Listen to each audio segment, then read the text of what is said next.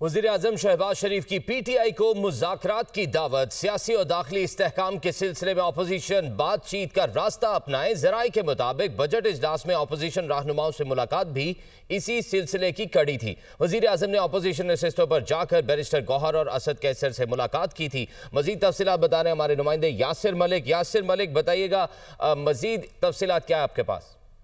देखिए, वज़ीर-ए-आज़म मियां मोहम्मद शहबाज शरीफ की तरफ से अपोजिशन को एक बार फिर मुज़ाकरात की दावत जो है वो दी गई है और वज़ीर-ए-आज़म शहबाज शरीफ ने मुज़ाकरात की दावत में PTI को ये कहा है कि एक तो सियासी और दाखिली इस्तेहकाम के सिलसिले में अपोजिशन को एक बार फिर से मैं बातचीत की दावत देता हूँ। और बजट इजलास के दौरान भी हमने देखा कि जो वज़ीर-ए-आज़म शहबाज शरीफ है वो बैरिस्टर गौर चेयरमैन पाकिस्तान तहरीक इंसाफ जो है उनके पास गए, उनके नशिस्त पर जाकर उनसे मुसाफा किया, उनसे मिले और उसके साथ साथ जो असद कैसर है उनसे भी उन्होंने मुलाकात की। और ये एक उनकी नशिस्तों पर जाकर, अपोजिशन की नशिस्तों पर जाकर उनसे मिलना मुज़ाकरात की ही एक कड़ी लगती है, जिसमें आप ये भी उसी की कड़ी लगती है। यासिर मलिक अपडेट कर रहे थे, आपका बहुत शुक्रिया। और अब बात सानेहा सवात की। सानेहा सवात के मुतासरीन की मौत का जिम्मेदार कौन? रेस्क्यू टीमें ताखीर से क्यों पहुंची? सानेहा सवात में एक और लाश मिल गई। दरियाई सवात में लापता होने वाली एक और बच्ची की लाश मालाकंड से बरामद। 8 साला अनफाल का ताल्लुक डस्का से है। दरियाई सवात में डूबकर जाँ बहक होने वाले अफराद की तादाद 11 हो गई। 3 अफराद की तलाश जारी है।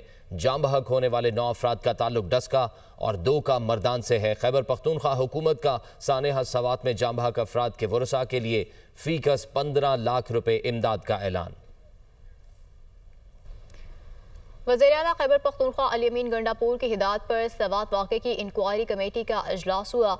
दरिया सवात के किनारे तजावुज़ात के खिलाफ भरपूर कार्रवाई के आगाज़ का फैसला। ज़िला इंतज़ामिया को गैर कानूनी तामीरात फौरी गिराने की हिदायत।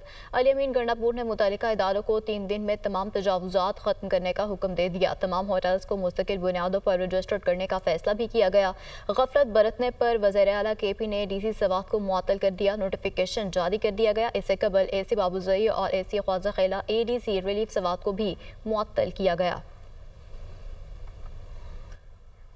वज़ीर इत्तलाआत अताउल्लाह तारड़ कहते हैं कि कुदरती आफत के दौरान रिलीफ की फराहमी हुकूमतों की जिम्मेदारी होती है। सवात में इंतहाई अफसोसनाक वाक़या पेश आया। पूरी कौम रंजीदा है। KP हुकूमत की तवज्जो इंतशार पर है। अली अमीन गंडापुर ने अपना कैंप ऑफिस अडियाला जेल को बनाया हुआ है। सानेहा सवात पर DC के बजाय वज़ीर आला खैबर पख्तूनख्वा को मुअत्तल किया जाए। अली अमीन गंडापुर अपने सूबे में जाने के बजाय वर्क फ्रॉम अडियाला कर रहे हैं। सवात में सयाहों की नहीं बल्कि PTI के निज़ाम हुकूमत की मौत हुई। सवात का ये सयाहती मकाम है, लेकिन इसकी हालत बुरी कर दी गई है। कई घंटों बाद भी कोई सयाहों की मदद को नहीं आया। अगर लोगों को बचाना आपका काम नहीं तो PDMA के नाम पर टैक्स लेना बंद कर दें। वो इस्लामाबाद में प्रेस कॉन्फ्रेंस कर रहे थे। कराची में बारिश से यहाँ मौसम खुशगवार हो गया है। वहीं शहरियों का मंजिल पर पहुँचना भी चैलेंज बन गया है। शहर के मुख्तलिफ इलाकों में तेज़ बारिश का सिलसिला जारी है। मज़ीद तफसीलात बताएंगे अबादुल्ला खान। जी देखिए, कराची में एक बार फिर बारिश का सिलसिला शुरू हो गया है और कहीं तेज़ और कहीं हल्की बारिश हो रही है। इस वक्त मैं शारे फैसल नर्सरी के मुकाम पर मौजूद हूँ। यहाँ पर बहुत तेज़ बारिश हो रही है और मेरा कैमरा मैन आपको दिखा सकता है कि शारे फैसल के ऊपर यहाँ ट्रैफिक जाम है और आगे नर्सरी का ये मेन स्टॉप है। यहाँ हमेशा से ही जो है वो पानी जमा होता है।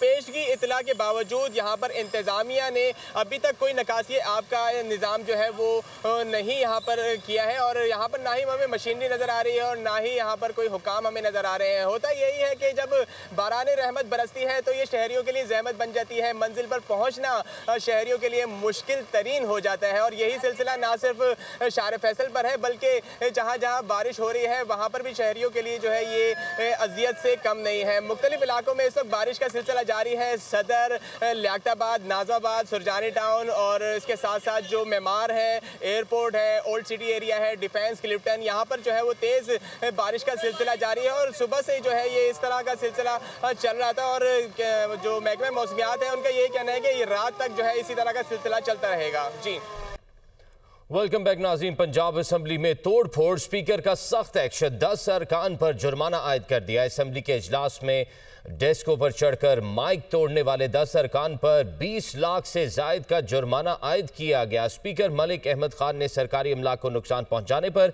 10 अरकान को 2,03,550 रुपए फीकस अदा करने का हुक्म दे दिया।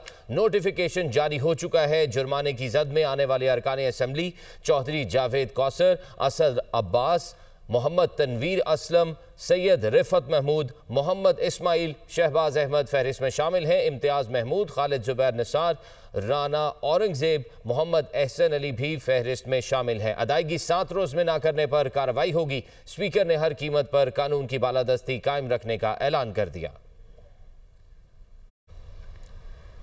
स्पीकर पंजाब असेंबली मलिक अहमद खान ने रूलिंग के खिलाफ वर्जी पर रुकनीत मुअत्तल होने वाले 26 अरकान के खिलाफ रेफरेंस इलेक्शन कमीशन को भेजने का ऐलान किया है। एक न्यूज़ कॉन्फ्रेंस में उनका कहना था ऐवान में बजट कॉपियां फाड़ने, हुल्लड़बाजी और हंगामा आराई पर मुअत्तली की गई।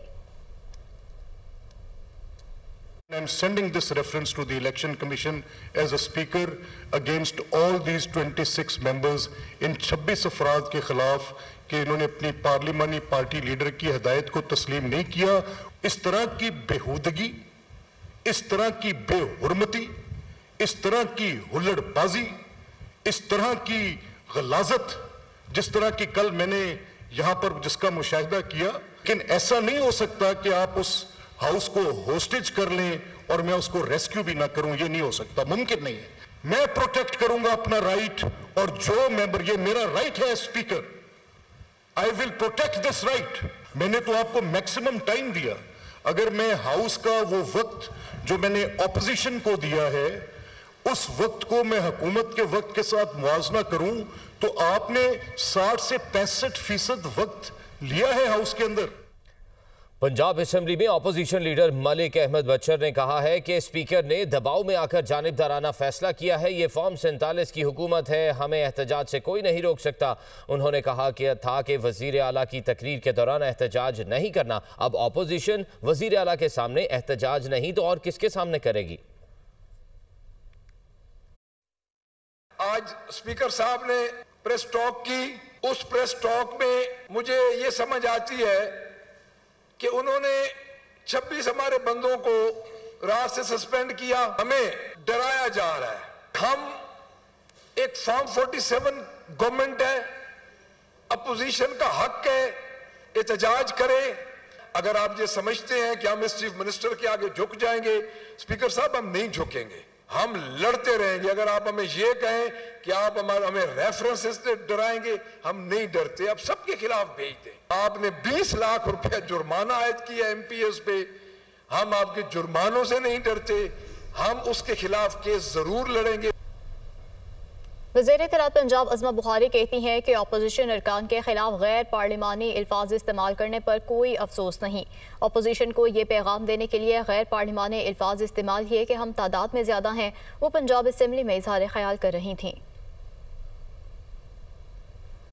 मैं 18-19 साल बोलती रही, वहाँ उस हाउस में मुझे 4 साल बोलने नहीं दिया गया, और आपने भी मेरी सिफारिश करने की नाकाम कोशिश की थी और आपको भी झाड़ के भेज दिया गया था। आपने किसी की जबान बंदी नहीं की। इन्होंने जो कहा, जो किया, आपने करने दिया, लेकिन एक लिमिट है। जनाब स्पीकर, मुझे अफसोस है और मैं आपसे माजरत करना चाहती हूँ, एक दिन सिर्फ इनको टिट फॉर टैट बताने के लिए मुझे भी कुछ ऐसे नारे इस्तेमाल करने पड़े जो इनके लिए एक वेकअप कॉल थी। ये प्राइम मिनिस्टर ऑफ पाकिस्तान के बारे में एक निहायत घटिया वर्ड इस्तेमाल करते हैं, ये चीफ मिनिस्टर के बारे में एक निहायत घटिया वर्ड इस्तेमाल करते हैं। सो उस दिन हमने सिर्फ इनको एक कॉशन देने के लिए कि अगर आप ये करेंगे तो दूसरी साइड पे हम ज्यादा मेजॉरिटी में हैं, हम आपको टिट फॉर टैट देंगे। वो करने के लिए मुझे वो अनपार्लियामेंट्री स्लोगन्स जो है वो करने पड़े, जिसके लिए मैं शर्मिंदा हूं। लेकिन जो कल हुआ उसके बाद अब मैं बिल्कुल शर्मिंदा नहीं। मैं कह रही हूं बिल्कुल ठीक किया, बल्कि जो किया कट किया। इससे ज्यादा करना चाहिए था, इससे ज्यादा के लायक है। वज़ीर मुमलिकत कानून बैरिस्टर अकील मलिक कहते हैं कि अदालती फैसले को 7-6 के तनाजुर में ना देखा जाए। कुल 9 जजेस ने फैसला दिया है और रिव्यू की इजाज़त दी है। रोते हुए बच्चों की तरह इनका तर्ज अमल नहीं होना चाहिए। किस कानून के तहत सीटें इनको दे दें? PTI के पास जब दलील नहीं होती तो मैं ना खेलूं वाली बात करती है। सुप्रीम कोर्ट के 8 जजेस ने 12 जुलाई के फैसले में आइन को दोबारा तहरीर किया। आइन कोई मोम की नाक नहीं जिसे ज़ाती पसंद और नापसंद के मुताबिक मोड़ दिया जाए। चेयरमैन PTI बैरिस्टर गोहर ने कहा, हम इलेक्शन कमीशन गए, हमारे 86 अरकान का नोटिफिकेशन जारी हुआ। सुप्रीम कोर्ट के कल के फैसले से मायूसी हुई। हमारे MNAs और MPAs को आज़ाद करार नहीं दिया जा सकता। वो इस्लामाबाद में प्रेस कॉन्फ्रेंस कर रहे थे। हम इलेक्शन कमीशन गए और इलेक्शन कमीशन ने हमारे 86 MNAs का नोटिफिकेशन 25 अप्रैल 2024 को इशू किया था। इस फैसले से बहुत नाइंसाफ़ी हुई है। इस फैसले से मायूसी और दुख हुई है। किसी के दिल में, किसी की व्यू में ये अबहम ना रहे कि कल के फैसले के बाद पाकिस्तान तहरीक इंसाफ के वो कैंडिडेट जो आज़ाद थे वो आज भी आज़ाद है। नहीं, वो सारे कैंडिडेट सुन्नी इत्तेहाद काउंसिल में थे, हैं और उसी के अंदर रहेंगे। लिहाजा हमारे सारे MPAs और MNA सुन्नी इत्तेहाद में जिन्होंने ज्वाइन किया था वो कंटिन्यू करते हैं सुन्नी इत्तेहाद में। हम तो कोशिश कर रहे हैं कि मुल्क के साथ रहे, कौम के साथ रहे, जमहूरियत के साथ रहे। वेलकम बैक नाज़रीन। सोशल मीडिया पर दोस्ती के बाद शादी और फिर तलाक, गैर मुल्की खातून वतन वापसी के लिए हुकूमत पाकिस्तान से मदद की तलबगार। ट्यूनिस से कराची आने वाले संदा यारी ने कराची के इलाके लियारी के मोहम्मद आमिर से शादी की जो सिर्फ 7 माह चल सकी। संदा यारी का कहना है कि शौहर और ससुर ने तशद्दुद का निशाना बनाया। आमिर ने मुझे तलाक दी तो मैं बहुत परेशान हो गई थी। मैंने खिड़की से छलांग लगाकर खुदकुशी की कोशिश की। पुलिस हुकाम का कहना है कि मुतासरा खातून ने तशद्दुद की कोई रिपोर्ट दर्ज नहीं कराई। ट्यूनिस की काउंसलेट और मुतल्लिका इदारे खातून की वापसी के इंतजामात कर रहे हैं।